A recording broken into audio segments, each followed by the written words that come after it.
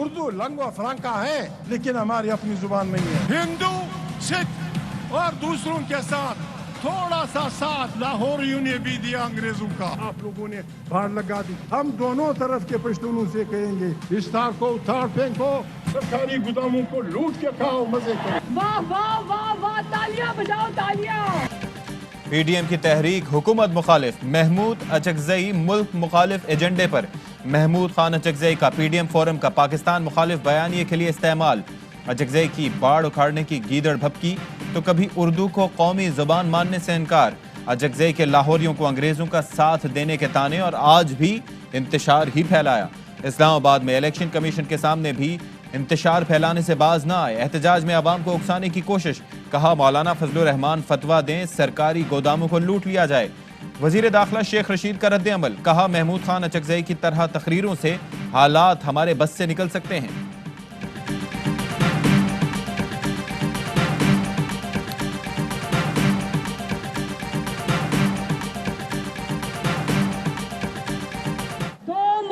इसको बहुत बड़े बड़े फंड आए। एक है इंडिया, दूसरा है इसराइल। भारतीय जनता पार्टी का वो मेंबर है, उसने इसको फॉरेन फंडिंग में पैसा दिया। पीटीआई को भारत और इसराइल से फंडिंग हुई। इमरान खान को बीजेपी ने पैसे दिए। जिनसे पैसे लेते हो फिर उनका काम भी करना पड़ता है।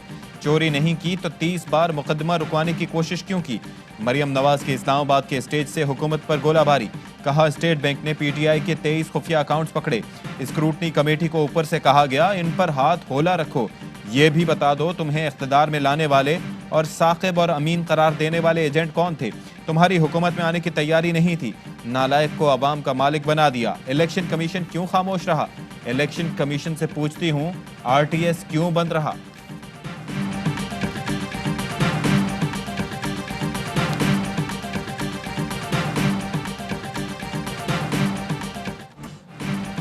इलेक्शन कमीशन बदतरीन दबाव, मफाद परस्ती का शिकार हो चुका। मौलाना फजलुर रहमान भी हुकूमत पर बरस पड़े। बोले तहरीक इंसाफ ने भारत और इसराइल के फंड से इलेक्शन लड़ा। तुमसे हुकूमत नहीं चलती तो किसने कहा था कि सियासत में आओ। पहले हुकूमत नाअहल थी, अब सारी पार्टी चोरों का टब्बर साबित हुई।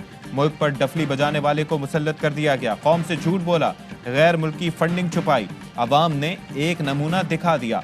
लॉन्ग मार्च आएगा तो हुक्मरानों को रास्ता नहीं मिलेगा। मदारिस के तलबा आकिल और बालिग हैं। इन तलबा से क्या दुश्मनी है। शेख रशीद स्टूडेंट थे तो जलसों में डांस किया करते थे।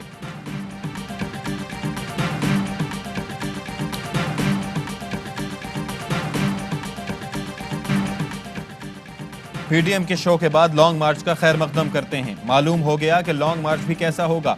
पीटीएम को रेड जोन में एहतजाज की इजाजत थी, कोई रुकावट खड़ी नहीं की। फिर भी ये 3000 से ज्यादा लोग जमा ना कर पाए। वजीर दाखिला का जवाबी वार। कहा मौलाना फजलुर रहमान के साथ फिर हाथ हो गया। बिलावल भुट्टो उमरकोट में जश्न मना रहा है और ये यहाँ ख्वार हो रहे हैं। सूरज मशरिक के बजाय मगरिब से तुलू हो जाए, इमरान खान एनआरओ नहीं देगा।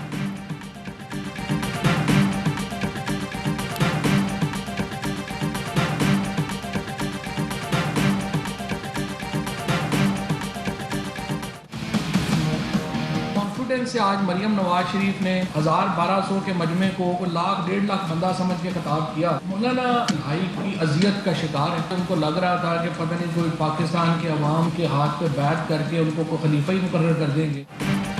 पीडीएम के एहतजाज पर विफाकी वज़रा के बाउंसर फवाद चौधरी ने कहा कि मरियम नवाज चंद हजार लोगों को लाखों समझ बैठी हैं। मौलाना फजलुर रहमान अजियत का शिकार हैं, किसी हकीम के पास जाएं। उन्हें लगता था कि अवाम मौलाना को खलीफा समझ बैठे हैं। शिबली फराज ने कहा कि पीडीएम वाले एनआरओ की तलाश में मारे मारे फिर रहे हैं। शीरी मजारी कहती हैं कि मरियम नवाज वजीर आजम को भारत से पैसा लेने का कहते हुए उन्हें शर्म आनी चाहिए। मरियम नवाज का रोना जारी रहता है। 2 एनआरओ आप ले चुके हैं, तीसरा मांग रहे हैं। मुराद सईद कहते हैं कि जरदारी और शरीफ खानदान ने पार्टीज को भी धंधे के लिए इस्तेमाल किया। फ्रंट कंपनीज बनाकर करप्शन, किकबैक्स, मनी लॉन्ड्रिंग होती रही।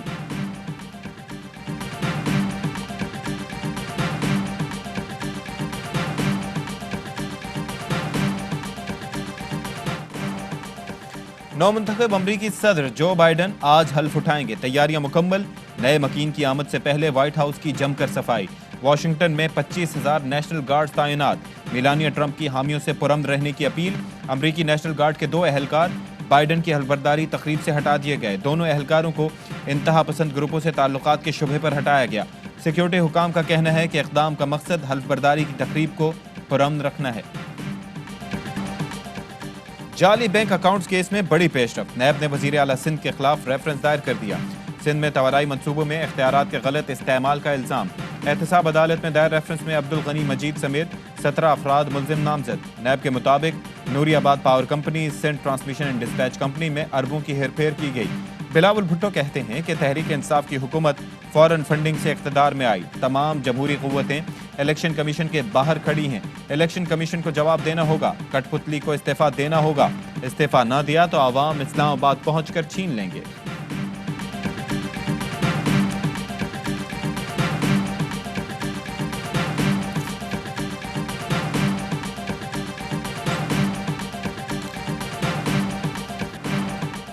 Salim Mandviwalla Kidney Hills plots allotment case में बाकायदा मुलजिम नामजद। इस्लामाबाद की एहतसाब अदालत ने डिप्टी चेयरमैन सेनेट समेत 2 मुलजमान को 4 फरवरी के लिए नोटिस जारी कर दिए। दीगर में एजाज हारून, नदीम हकीम मांडवीवाला, अब्दुल कादिर शिवानी, अब्दुल कयूम, अब्दुल गनी मजीद और मुबैना बेनामी तारिक महमूद शामिल।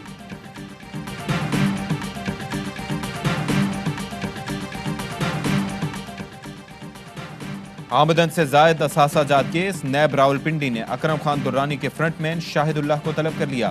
22 जनवरी को पिंडी में पेश होने का नोटिस जारी।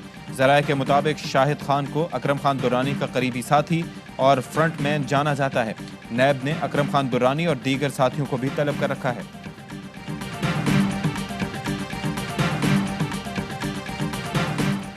वारंट गिरफ्तारी के इजरा और हाजिरी से इस्तिस्ना की दरखास्त मुस्तरद होने पर शहबाज शरीफ की अहलिया ने लाहौर हाई कोर्ट से रुजू कर लिया। एहतसाब अदालत का फैसला कलअदम करार देने की इस्तदा। मौक़िफ़ अपनाया कि अरसा दराज से बैरून मुल्क इलाज की गर्ज से मुकीम हूँ, जिसके बायस अदालत नहीं आ सकती।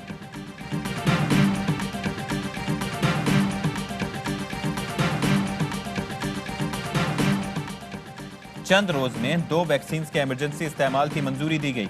मार्च तक वैक्सीन की फराहमी यकीनी बनाई जाएगी। वजीर आजम ने मंजूर शुदा वैक्सीन के हुसूल और फराहमी के इक़दामात तेज़ करने की हिदायत कर दी। वजीर आजम ने कहा कि कोरोना के हवाले से हमारी हिकमत अमली कामयाब रही। कोरोना केसेस में कमी आना शुरू हुई। मुल्क में मुकम्मल लॉकडाउन किया जाता तो भयानक नताइज मुरतब हो सकते थे। वजीर आजम के ज़ेर सदारत इजलास। कोरोना वैक्सीन के हुसूल के हवाले से कायम काबीना कमेटी की ब्रीफिंग।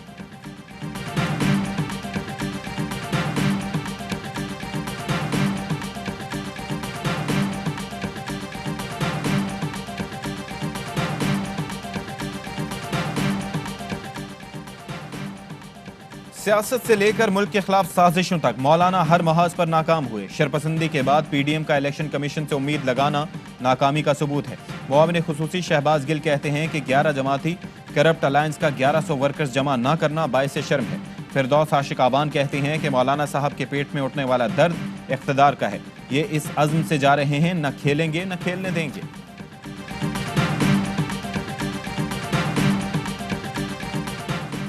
पीडीएम ने एहतजाज तो किया मगर रहनुमा याददाश्त जमा कराए बगैर चलते बने। इलेक्शन कमीशन में याददाश्त किसी ने जमा नहीं कराई। जलसे में भी याददाश्त का जिक्र नहीं था। तहरीरी दस्तावेज पर स्टेज पर मौजूद कायदीन से दस्तखत लिए जाते रहे। जलसा खत्म होते ही तमाम कायदीन और शुरगा याददाश्त दिए बगैर चले गए। इलेक्शन कमीशन ने भी याददाश्त मौसूल न होने की तस्दीक की।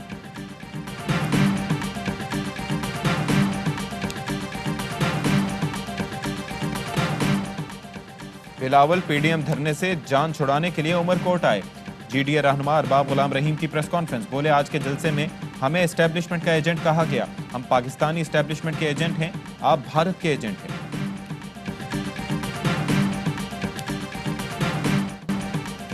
सिंथिया रिची झूठी, अली जफर झूठे मगर उमैर राना सच्चे। जिनसी हरासगी के एक जैसे इल्जामात पर मीशा शफी की गवाह इफ़त उमर का दोहरा मयार। अली जफर के मीशा के खिलाफ हितक इज्जत केस में इफ़त उमर ने उमैर राना पर हैरेसमेंट के इल्जाम पर गलत बयानी की तो अली जफर के वकील ने फेसबुक पोस्ट दिखा दी।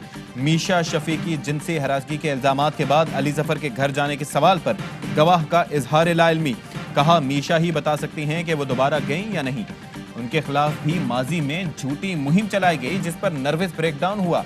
बात खुदकुशी तक पहुंच गई थी। सच है कि झूठे इल्जामात उस शख्स का खानदान तबाह कर देते हैं। इल्जाम लगाने वालों को ही सबूत देना चाहिए। गुलकार अली जफर के मद्दाहों की अदालत के बाहर नारेबाजी।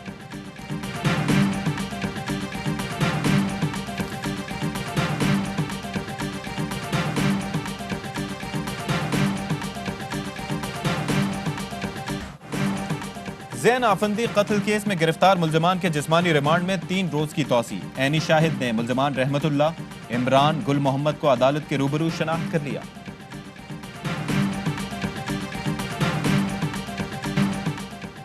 अब नर्सेस को डिप्लोमा नहीं डिग्री मिलेगी। पंजाब के तमाम नर्सिंग स्कूल्स को कॉलेजेस का दर्जा दे दिया गया। नर्सेस PhD भी कर सकेंगी। वजीर सेहत पंजाब कहती हैं कि वजीफा 20,000 से बढ़ाकर 31,000 कर दिया।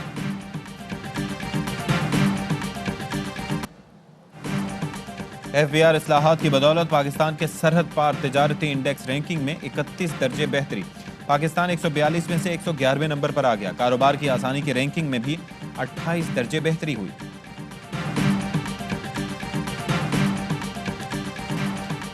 जनूबी अफ्रीका के खिलाफ सीरीज। कौमी क्रिकेटर्स के कराची के होटल में कोरोना टेस्ट। खिलाड़ियों के अहल खाना, कोचेस, स्पोर्टिंग स्टाफ के भी टेस्ट लिए गए। 20 जनवरी को रिपोर्ट्स आने के बाद प्रैक्टिस की इजाजत दी जाएगी। पहला टेस्ट मैच 26 जनवरी से खेला जाएगा।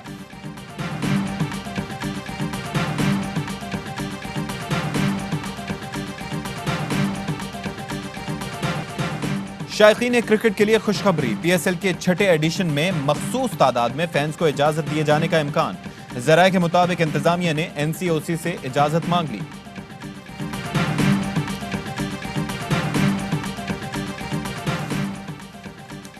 दिलतर की दिलकश वादी, बर्फानी मैदान, स्कीइंग का रंगारंग मेला।